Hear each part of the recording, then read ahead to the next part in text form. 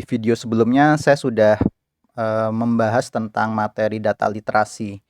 Jadi data literasi itu sebagai rangkuman aja ya teman-teman, kurang lebih gimana kita membaca satu data, meragukan data, atau mungkin mengambil keputusan berdasarkan dengan data yang ada. Atau teman-teman bisa sebut itu data driven gitu. Nah, di sini mungkin kita lanjutkan masih berhubungan dengan data literasi. Salah satu poin pilarnya itu kan adalah kita harus meragukan data. Ya, kenapa kita harus meragukan data? Karena sebenarnya data itu nggak selamanya itu data asli yang ditunjukkan, atau data kadang-kadang bisa dimanipulasi, atau data itu bisa ditutup-tutupi. Nah, yang ditampilkan yang baik aja. Nah, makanya di sini data itu bisa bohong. Mungkin ada jebakan-jebakan yang kita mungkin bisa pelajari supaya kita nggak gampang ketipu dengan angka yang ada di data gitu. Contoh misalnya di sini adalah sampling bias. Nah, ini siapa yang nanya gitu. Ini biasanya data-data yang digunakan ketika kita mensurvei. Contohnya di sini adalah survei yang berhubungan dengan upah bulanan dari pekerja. Nah, kita di sini ambil sampel aja, ada satu survei mandiri yang dilakukan, mungkin ada lembaga survei tertentu. Terus kemudian satu lagi adalah survei dari BPJS Ketenagakerjaan. Di sini survei mandiri itu akan mengambil sampel 1.200 pekerja di kantoran. Sedangkan dari BPJS Ketenagakerjaan itu kurang lebih 8 juta pekerja yang terdaftar. Nah, bedanya apa di sini? Mungkin kalau untuk survei mandiri ini hanya ke arah anak-anak kantoran Jakarta.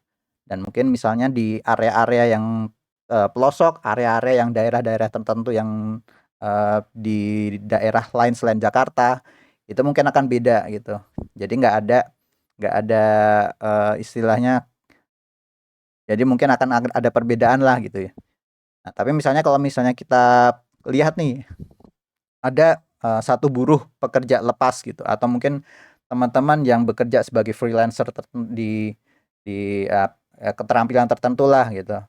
Itu mungkin kondisinya akan lain dengan pekerja-pekerja kantoran yang ada di Jakarta. Contohnya di sini mungkin ada 1.200 pekerja kantoran, ternyata ketika disurvei, ini data sampel yang mungkin bukan data asli juga ya. Jadi sebenarnya ini saya ambil sampel aja. Contoh kalau misalnya 1.200 pekerja di kantoran, itu ternyata rata-rata upah hariannya adalah upah bulanannya, sorry, itu adalah 4,8 juta. Sedangkan di BPJS Ketenagakerjaan, dari 18 juta pekerja yang terdaftar yang melakukan survei di sistem mereka, itu ternyata ditemukan rata-rata penghasilannya adalah 2,8 atau mungkin 2,9, ya di bawah 3 gitu misalnya. Ini contoh. Kenapa? Jadi kalau misalnya kita lihat data dengan grafik-grafik yang bagus nih, itu harus kita pertanyakan, ini sebenarnya lembaga survei mana sih? Atau mungkin siapa yang menanyakan gitu. Ya kita bisa lihat juga ya kalau misalnya sampel-sampel kayak di waktu kita polling pemilu gitu kan, itu kan ada beberapa lembaga survei ya yang melakukan survei yang berbeda-beda di daerah-daerah yang berbeda-beda juga dengan sampling yang beda gitu. Makanya akan ditemukan rata-rata juga banyak hasil yang berbeda dari tiap-tiap lembaga survei tersebut.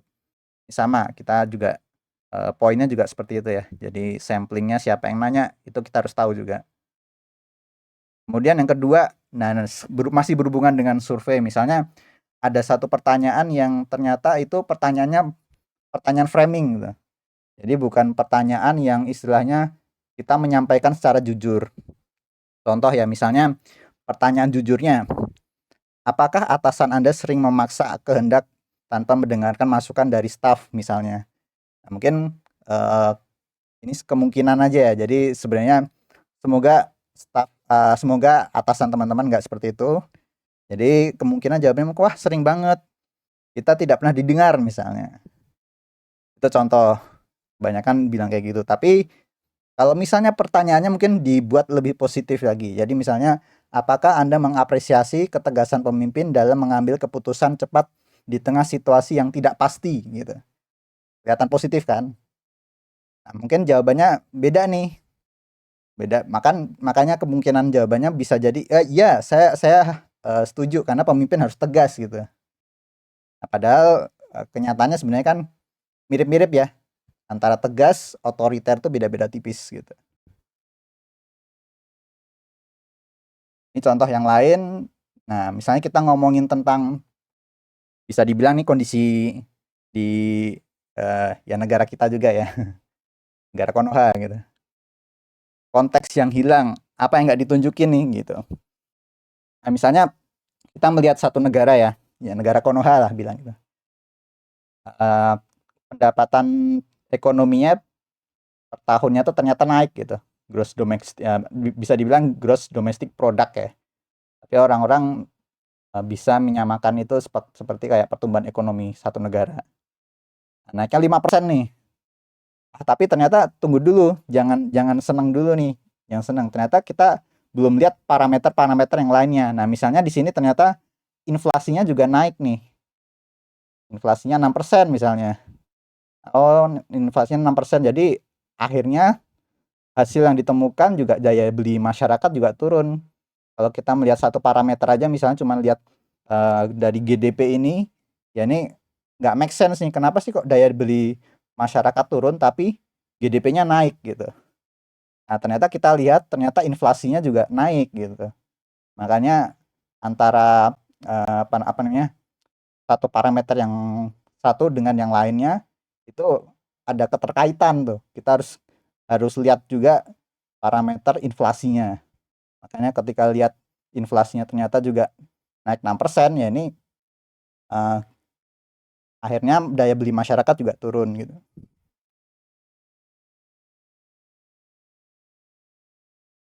Yang berikutnya itu ada cherry picking. Yang berikutnya adalah cherry picking atau memilih bukti yang terbaik. Biasanya bisa dipakai untuk mempresentasikan kepada satu investor atau ini presentasi dari marketing ya.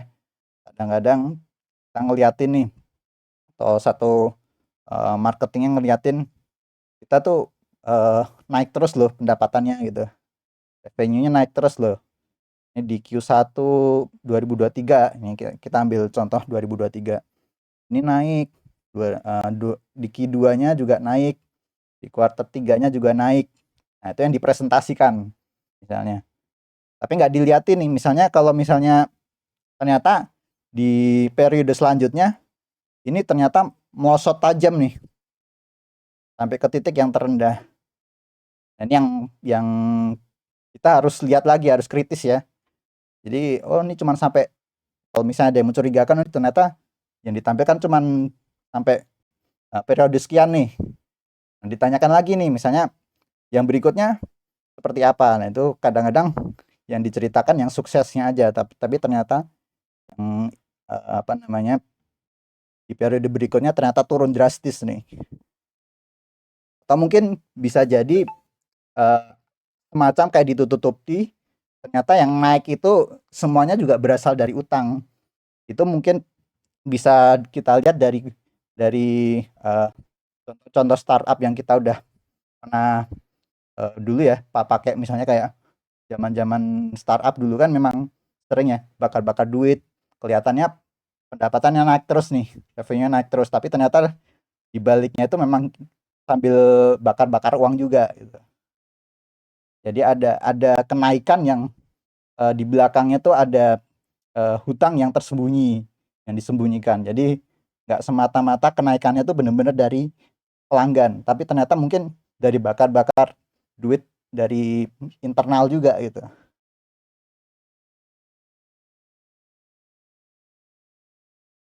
Nah, mungkin yang kelima, ini kita bisa lihat misalnya hanya cerita positifnya yang diliatin gitu. Survivorship bias gitu. Ini biasa yang diceritakan oleh motivator-motivator misalnya. Kita misalnya menceritakan pengalaman seseorang, pengalaman tokoh-tokoh tertentu, tapi diliatin yang sisi positifnya aja. Nah, contohnya mungkin saya sambil tadi juga sempat buka di Gemini ya. Jadi contoh misalnya ini ada beberapa tokoh-tokoh yang sebenarnya di publik itu digembor-gemborkan cerita-cerita positifnya. Contohnya nih Elon Musk, misalnya dia dengan narasi self-made melawan realita modal keluarga, yang dipublikasikan Elon Musk sering digambarkan sebagai imigran di Afrika, yang datang ke Amerika tanpa uang sepeser pun, tapi dia bisa membangun kerajaan teknologi hanya dengan kecerdasannya. Tapi enggak, realitanya nih coba lihat, kita baca sama-sama ya. Jadi dia pekerja keras visioner, tapi dia tidak mulai dari nol sebenarnya. Ayahnya itu ternyata pemilik saham di tambang Zamrud di Zambia. Ini mungkin privilege-nya ada sebenarnya Elon Musk ini. Mungkin selain itu juga misalnya kayak Bill Gates misalnya, dengan narasinya yang drop out dari Harvard gitu kan. Terus dia nggak punya ijazah. Nah, ini yang apa namanya, mindset yang ditanamkan ke anak-anak zaman sekarang ya. Ijazah itu nggak penting gitu. Ya, tapi lihat nih si Bill Gates itu sebenarnya apa? Jadi ternyata lulusannya lulusan Harvard gitu kan. Dan dia tuh putra dari pengacara ternama gitu. Koneksi dia, ibunya juga memiliki koneksi dari jajaran direksi IBM. Ini koneksi ini yang bikin si Bill Gates ini jadi bisa punya privilege juga gitu. Jadi gembor-gembor apa drop out itu sebenarnya cerita kecilnya lah. Tapi di belakangnya realitanya tuh mereka juga punya privilege juga gitu. Nah, dia juga sekolah SMA-nya nih, lihat ya. Sekolah SMA-nya aja di sekolah SMA elit yang udah punya komputer tercanggih di masanya gitu. Jadi dia nggak punya apa namanya? Dia udah punya privilege dari zaman dia muda gitu. Contoh lain misalnya Steve Jobs ya. Jadi kayak Steve Jobs dibilang dia murni dari garasi di rumahnya di Los Angeles gitu. Ternyata narasi garasi itu sebenarnya cuma dilebih-lebihkan. Dia pernah melakukan pekerjaan-pekerjaan kecil di sana, tapi ya sebagian besar pekerjaannya malah justru ada di tempat kerjanya di ini. Nah, ini jadi Wozniak di Hewlett Packard. Jadi garasinya itu lebih berfungsi untuk tempat nongkrong aja, simbol untuk pemasaran yang membangun citra underdog gitu. Jadi cuman garasi ini cuman buat inilah, buat simbol ikoniknya dia, buat pencitraannya lah gitu. Malah buat tempat nongkrong. Dan juga ini ya, jadi Kylie Jenner misalnya. Dia tuh dulu uh, pernah pernah pernah dinobatkan sebagai miliarder dengan apa namanya, miliarder termuda melampaui Mark Zuckerberg gitu. Tapi di gelar yang memicu kontroversi hebatnya itu ternyata si Kylie ini di tengah keluarga yang apa sudah terkenal dari awal gitu, dari Pak Karsadian gitu, yang udah punya follower jutaan, pengikut di media sosial sebelum bisnisnya mulai. Jadi pada dasarnya mereka tuh udah punya nama gitu, struktur struktur bisnisnya tuh udah ada gitu, pemasaran produksinya bisa diakses oleh pengusaha gitu. Itu yang cerita-cerita yang ditutup-tutupin, yang ditampilkan yang mungkin kayak eh, seolah-olah susahnya aja, tapi sebenarnya di belakangnya itu mereka punya privilege. Ini contoh lain di sini mungkin ada komparasi yang nggak apple to apple, tapi apple to orange misalnya. Jadi membandingkan dua hal yang pada dasarnya itu perhitungannya atau satuannya pembandingnya tuh nggak ada hubungannya sama sekali. Jadi kesimpulannya tuh bisa dibilang nggak masuk akal. Dan misalnya contohnya aja ya, ini contoh misalnya ada satu data revenue di compare sama data jumlah karyawan. Hubungannya apa gitu kan? Gak ada hubungannya. Makanya ini data kayak gini kalau grafik yang dibuat komparasi-komparasi ke samping gini, kalau misalnya nggak ada hubungannya ya buat apa disajikan? Ini beda beda beda data gitu. Harusnya memang nggak ada hubungan sama sekali, nggak bisa dijadikan bahan komparasi gitu. Makanya di sini kesimpulannya ya tiga ini ya teman-teman ya. Kalau misalnya kita mau kritis sama data, Harus ada pertanyaan yang wajib teman-teman pertanyakan dalam diri teman-teman. Ini sumbernya dari mana? Terus kemudian sampelnya tuh mewakili siapa sih? Sama yang penting satu lagi kontekstualnya. Data apa saja yang seharusnya ditampilkan atau yang nggak ditampilkan gitu. Itu mungkin dari saya untuk sharing yang kedua ini. Cukup sekian, terima kasih, sampai jumpa di video sharing selanjutnya.